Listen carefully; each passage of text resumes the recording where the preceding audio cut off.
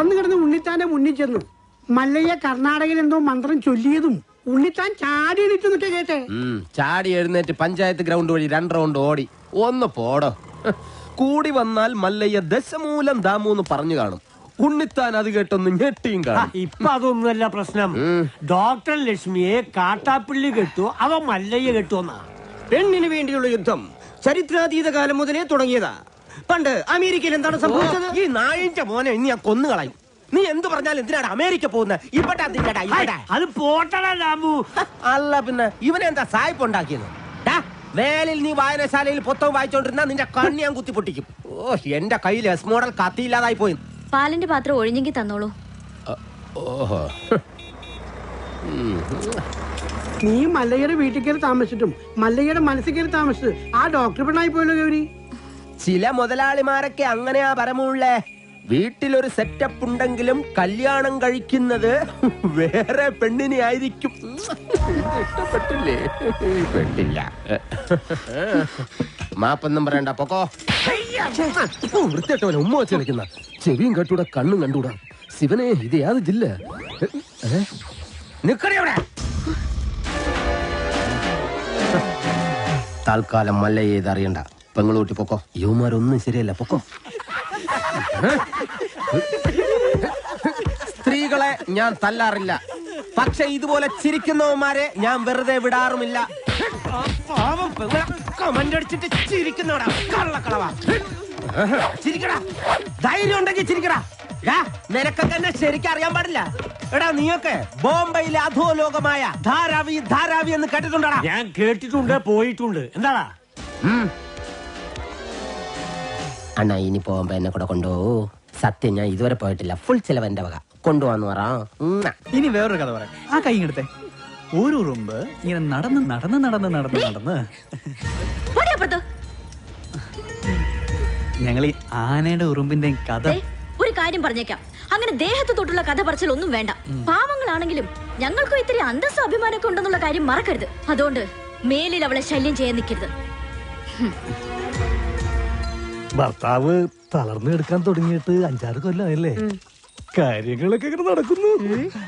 വീട്ടിലെ ചെലവിന്റെ കാര്യങ്ങളേ എന്നോട് സ്നേഹമാണെന്നൊന്നും ചാണകം വരുന്ന കൈ കൊണ്ട് അടിമേടിക്കല്ലേ. എന്റെ കൂടെ പോന്ന ചാണാൻ വരുന്ന കൈ കൊണ്ട് ഞാൻ സ്വർണം വാരിക്കും. രണ്ടും കൂടി കിന്നാരം പറഞ്ഞു നിൽക്കാണ്ട് ആ പശുക്കൾക്ക് പുല്ലോ വൈക്കോലോ എന്തെങ്കിലും ഇട്ടു കൊടുക്ക്. ഞാനിവിടെ പശുവിന്റെ ഉച്ചിഷ്ടമേറ്റം വാരിക്കൊണ്ടിരിക്കുക. 3 നേരം വെട്ടി വിഴുങ്ങണ്ടേ? മനുഷ്യനെ പണി ചെയ്യാൻ സമ്മതിക്കുള്ളൂ വെച്ചാ. ഇയാള് ഒരുപാട് പണി ചെയ്യുന്നുണ്ടെന്ന് എനിക്ക് മനസ്സിലായി. പാലില് വെള്ളം ചേർത്ത് വിൽക്കുക, വൈക്കോല് മറിച്ച് വിൽക്കുക, ഇതൊക്കെയല്ലേ താൻ ചെയ്യുന്ന പണി. എന്റെ ഈ അന്ന സത്യം ഞാനങ്ങനെ ചെയ്തിട്ടില്ല.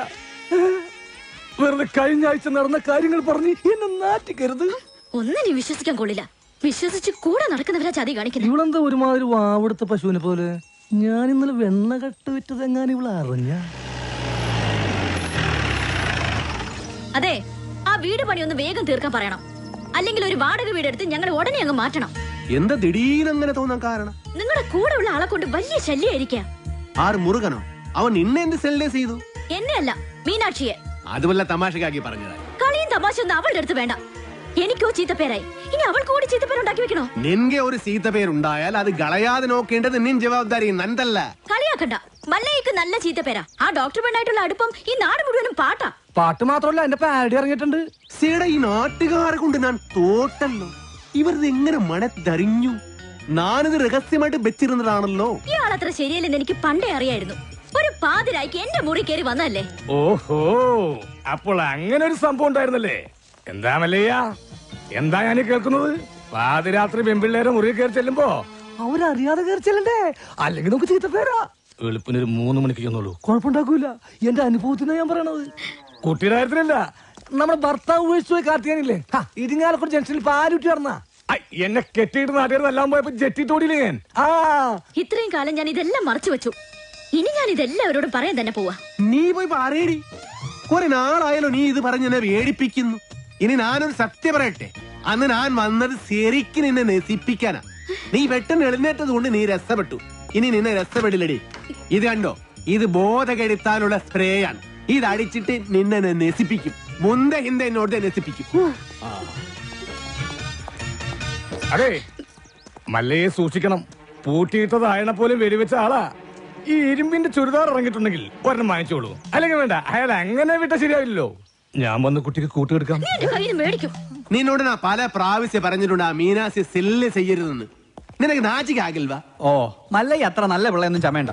പാതിരാത്രി മുറി കയറി ചെന്നിട്ട് ബോധം കെടുത്തിട്ടുള്ള പദ്ധതി പറയുന്നൊക്കെ ഞാനും കേട്ടു. എടാ അത് ഞാനവിടെ സുമ്നെ പട്ടിക്കാൻ പറഞ്ഞതല്ലേ. ഇത് നിജവാകിലോ ഷേവിംഗ് ക്രീമോ? അയ്യേ എന്ത് പണി കാണിച്ചേ.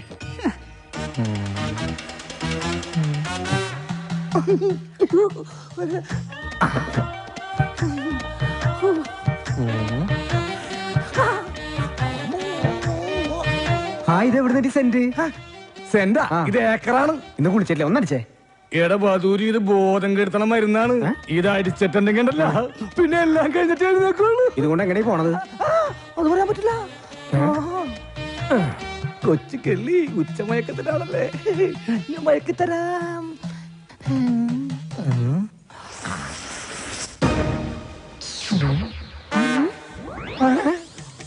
അയ്യോ ബോധം കെടും, ബോധം കെടും, ഇതടിച്ച ബോധം കെടും. ബോധം കെടാനുള്ള സ്പ്രേ തന്നെ.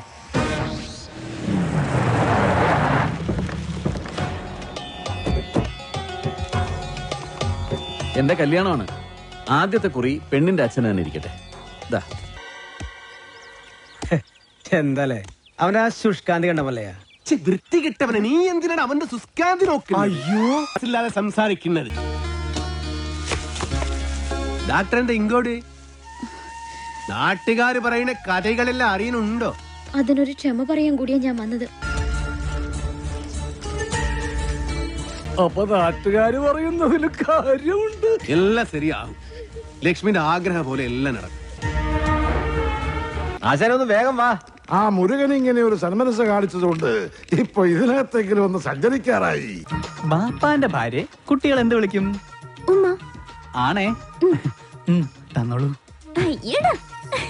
ഏറ്റവും തോന്നുന്ന ഗൗരി ഉണ്ടാക്കുന്നതെല്ലാം നല്ല ടേസ്റ്റ് ആയിട്ടുണ്ടല്ലോ. ഇപ്പോഴെങ്കിലും സമ്മതിച്ചല്ലോ.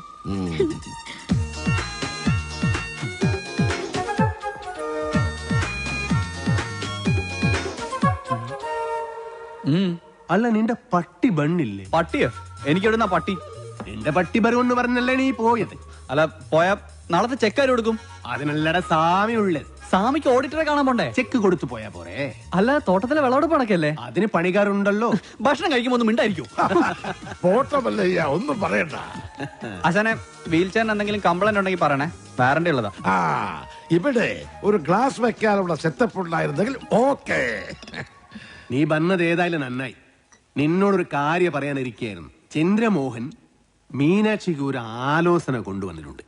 അയ്യേ ഫുൾ ടൈം കള്ളു കുടിച്ചിടക്കുന്ന അയാളോ? ദേ അയാൾ കൊണ്ടുവരുന്ന ആളും കള്ളുടിയനായിരിക്കും. നമുക്കതൊന്നും വേണ്ട.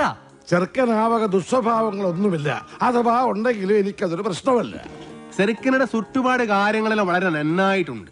മീനാക്ഷി സെറിക്കനെ വളരെ ഇഷ്ടപ്പെട്ടു. ഞങ്ങളത് ഉറപ്പിച്ചു. ഇനി മേലെ നീ മീനാക്ഷി ആവശ്യമില്ലാതെ സെല്ല് ചെയ്യരുത് കേട്ടോ.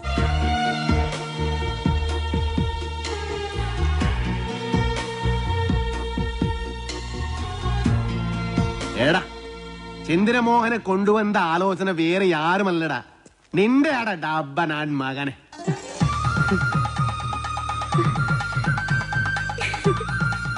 അല്ലെങ്കിലും ഈ ചന്ദ്രമോഹൻ ആള് നല്ലവനാ. പക്ഷേ ഒരു കാര്യം, ഗൗരിയുടെ കല്യാണം കഴിഞ്ഞ് ഇത് നടക്കൂ. മതി, രണ്ടും ഒരുമിച്ച് നടത്താലോ. ദേ അവിടുത്തെ സംസാരമൊക്കെ കേട്ടല്ലോ. ഉള്ളിലോരോന്ന് വെച്ചിട്ട് വെറുതെ ബലം പിടിക്കല്ലേ. ഇത് തന്നെയാണ് പറ്റിയ സമയം. ഞാൻ നിന്റെ മനസ്സിലുള്ള കാര്യം ആശാനോടും മുരുകനോടും പറയാൻ പോവാ. അവര് പിന്നെ മല്ലയായിട്ട് സംസാരിക്കട്ടെ. പറയട്ടെ. ഈ മൗനം ഞാൻ സമ്മതമായിട്ടെടുത്തോട്ടെ? അല്ല, മല്ലയോട് പറയാനുള്ള സമ്മതം. മുല്ലയ്യ, മുത്തയ്യ, മല്ലയ്യ.